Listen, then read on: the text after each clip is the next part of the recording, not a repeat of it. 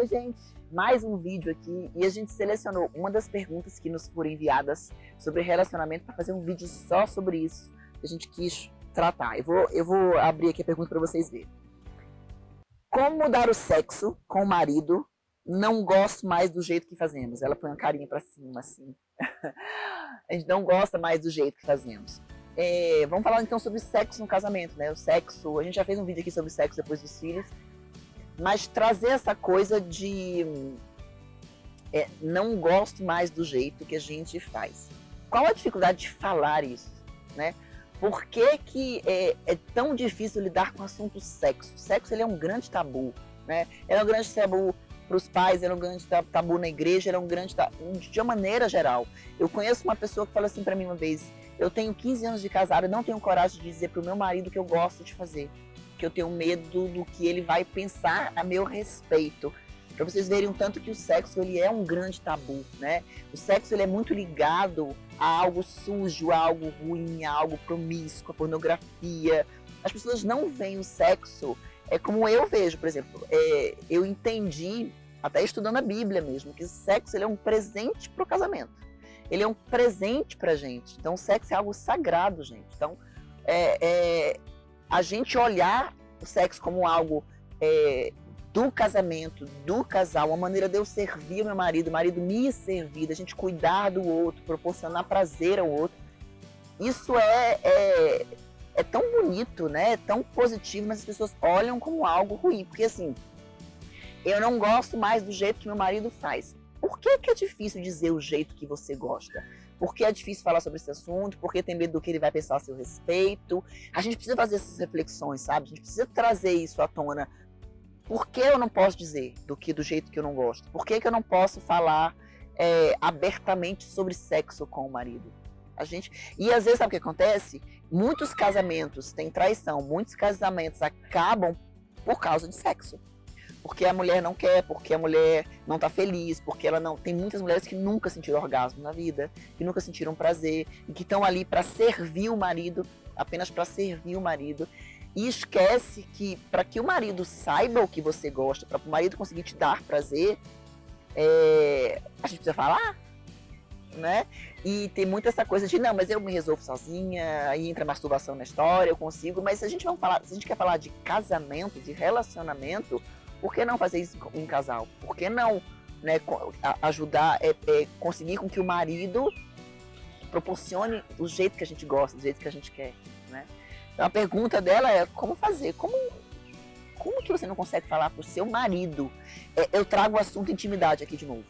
Eu já falei isso aqui. A gente diz que tem intimidade com o marido. O maior grau de intimidade com uma pessoa é o sexo. Como que é se você fica pelado, se você tem relação, você não consegue dizer o que gosta, o que não gosta, o que pensa, suas misérias, suas dores, não consegue falar. Então a intimidade para mim tem muito mais a ver com comunicação, com diálogo, perpassa por várias outras coisas que o sexo às vezes nem entra nessa história. Porque às vezes você se relaciona sem intimidade nenhuma. Concorda?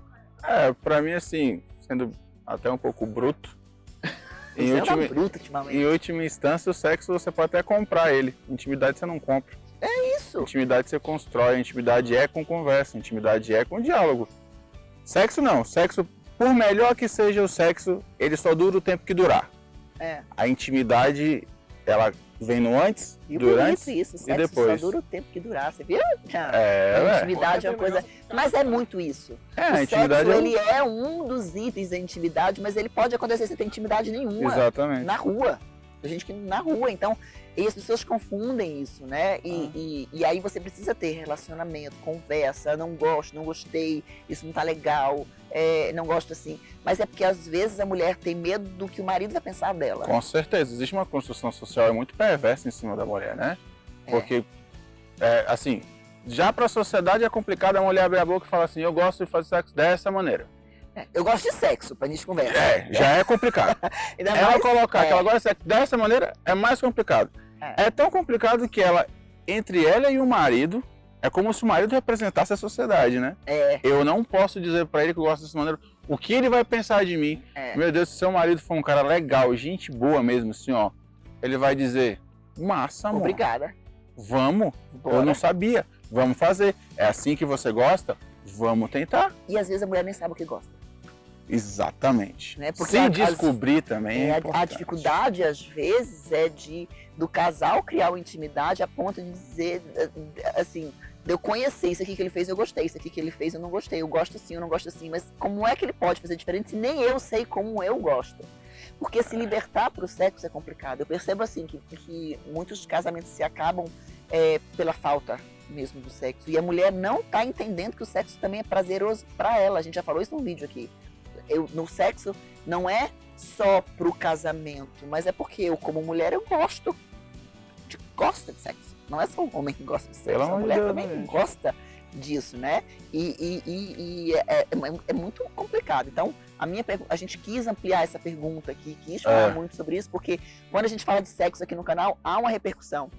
Quando a gente fala sobre relacionamento também. Mas quando fala de sexo, quando a gente fala como falar sobre sexo com os filhos, como sexo depois dos filhos, a gente trazendo a parte hormonal, trazendo a parte da criança, né, na cama compartilhada, a gente trouxe várias questões, mas é importante a gente olhar para o casal, né, e vamos falar assim, eu agora dentro da igreja, convivendo com pessoas da igreja, e você percebe essa dificuldade de associar o sexo a algo positivo, a algo sagrado, se você entende da palavra, sexo é um presente, sexo é do casamento, sexo é algo que não é só para multiplicar, tá, gente? Então, tanto é que a gente tem que tomar cuidado quando há abstinência durante muito tempo. Então a gente tem que estar atento a isso. E as pessoas ainda associam sexo à pornografia, promiscuidade, coisa suja, e não é. Né? Não é. Isso é uma desconstrução das pessoas mais antigas, né? Porque o jovem não tem isso, quer dizer, não tem entre aspas, porque ele foi criado por pais assim, e ele entende que sexo é algo sujo, então a gente tem que tomar cuidado, desde pequenininhas, as meninas quando se tocam, os meninos quando se tocam, é um escândalo, porque para eles é pornográfico aquilo, sendo que para ele tocar ali, tocar o nariz, tocar a orelha é a mesma coisa, ele está se descobrindo. Mero ato de curiosidade, né? É curiosidade, mas é praticamente uma cena pornográfica aquilo ali, né? Então a gente tem que tomar cuidado quando a gente passa para os nossos filhos também essa coisa desse tabu em relação ao sexo, né? Tem isso, né? Desde pequeno a gente coloca os menores, as crianças, tendo que se esconder, porque se a gente vê, se os pais veem, é horrível, não faça isso, não sei o quê. Então acaba que você condiciona. E aí quando você condiciona, quando você esconde, não tem diálogo. Aí como é que o cara aprende? A gente até já falou isso, né? Que muitos homens, infelizmente, aprendem sobre sexo vendo filme pornô. Pornografia. Os adolescentes aprendem. Exatamente. Que é uma coisa que é 0,2 da realidade. Então você pega 98% de uma coisa que não representa aquilo que você vive. Aquilo te educa, ou melhor, te deseduca. É apresentado de uma forma muito equivocada para eles, o que, né? A pornografia ela traz um equívoco muito grande para os adolescentes, porque nós mais velhos, os homens, eles viam mulheres peladas e ponto. Hoje está tudo ali na mão e de uma maneira extremamente distorcida, então é construída uma sexualidade de maneira distorcida e negativa, e suja, e escondida. E também, voltando até essa questão, né, do tipo, durando só o que durar, né? É aquele ato. As pessoas, para a construção da intimidade, elas não têm esse aprendizado do antes, durante e depois. É como se o sexo fosse sempre aquele ato isolado. E aí se torna um ato isolado dentro do próprio casamento, acaba que você não tem diálogo, e aí acaba que junta isso tudo com a construção perversa social em cima da mulher com relação ao sexo. Pra onde é que você desanda isso? Igual você falou, tem mulheres que nunca gozaram. Sim. Pensa nisso, olha isso, isso é permissão. Isso é muito por permissão. Existem muitas mulheres, por exemplo, que foram abusadas. E por isso tem a grande dificuldade disso. Porque é uma permissão de sentir prazer com algo que é sujo. Olha isso. Né? É uma desconstrução. Eu estava falando na igreja esses dias e eu trouxe esse assunto. Olhem para vocês. Porque se vocês estão fazendo para o marido, né, mas vocês não encontram prazer nisso, isso vai ficando cada vez mais difícil. Se você passou por abuso, ainda é pior. Né? Se você entende aquilo como algo sujo, ainda é pior ainda. Então a gente precisa desconstruir algumas imagens, né, algumas crenças, alguns postulados para poder você olhar isso de uma maneira positiva. Porque quando ela me traz a pergunta, eu não gosto do jeito que ele faz, como é que eu faço? né? É grave, porque parece simples, mas é grave, né? É grave, é porque tem por trás toda uma construção de imagem, toda uma dificuldade de comunicação. E aí, quais outras dificuldades no casamento, né? Porque o casamento ele vai sendo minado aos poucos. Eu digo que a gente vai escalando, né? Os problemas, eles vão... Aí vai chegar num nível que não tem mais volta. Porque se eu não consigo falar sobre sexo, do que mais que eu não consigo falar? Quais são as minhas dores? O que é aquilo que ele faz que eu também não gosto? A maneira como fala, a maneira como age, a maneira como cria os filhos, a maneira como se comporta socialmente, a bebida, e por aí vai. Né? E cabe também aos homens... falar nada. E cabe também aos homens perceber isso, porque assim... Se coloca você na posição da sua mulher também. Mas que tem muito homem egoísta. Tem muito homem egoísta. Nossa. Mas você que tá tentando não ser, tá tentando melhorar, se coloca nesse lugar assim, pensa nisso. Na cabeça dela é proibido, só que quando ela tá fazendo com você, ela sente um pingo de prazer. Aí na cabeça dela ela não pode sentir prazer com aquilo que ela tá fazendo. E você tá ali, alheio a esse universo. Sua mulher não tá relaxando. Ela tá num estresse desgramado. Ela tá num dilema intenso. E você ali achando que tá tudo de boa. Não quer ver. Não quer ver. Não quer ver. Eu digo assim, ó. Você, marido, tem que saber ler os movimentos da sua esposa. Se a sua esposa está ali reticente, incomodada, né, não quer... É nítido quando a pessoa está entregue a uma relação e quando não está. Só que muitas vezes o cara não quer saber. Ele quer se resolver e não quer nem saber se você está ali, se você não está, se você chora. Nossa, já ouvi muito depoimento de mulheres que acabou a relação chora. Escondida. Porque ainda mais quem passou por abuso se sentiu abusada mais uma vez. Porque se você faz aquilo, olha a gravidade da situação, se você faz aquilo, você passou por um abuso, você faz aquilo sem ter vontade, o que você está fazendo? Revivendo o abuso. Revivendo o abuso. Né? Então isso são gatilhos, só que o cara ele tem que estar com você a tal ponto para dizer, o que foi? Por que você retraiu? O que está acontecendo?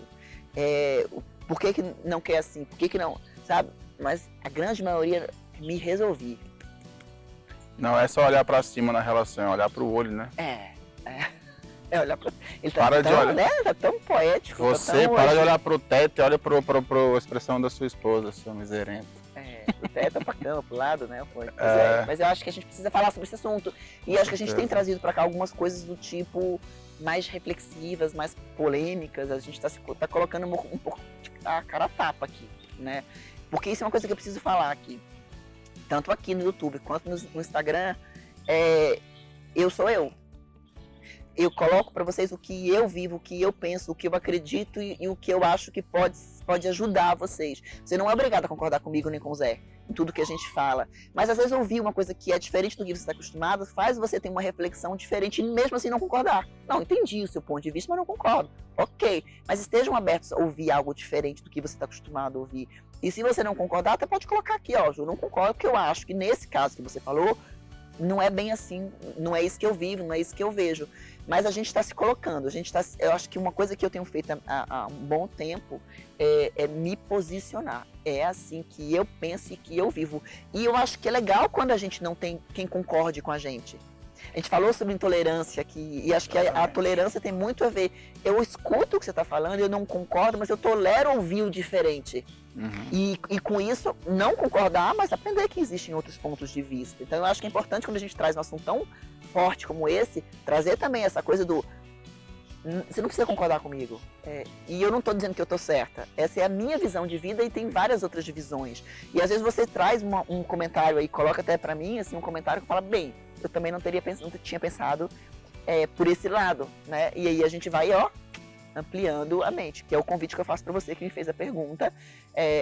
Temos que ampliar, temos que conversar e ampliar o nosso casamento, que é o que eu tenho feito muito com o Kleber. A gente tem aprendido muito, conversado muito, trocado muito, aprendendo olhado para as nossas fraquezas, para as nossas misérias, para as nossas dores, né? Onde a gente errou, não gostei do que você falou, não gostei de como foi. A gente tem feito muito esse exercício, porque a gente entendeu que se a gente não fizer isso, a gente vai perder o casamento.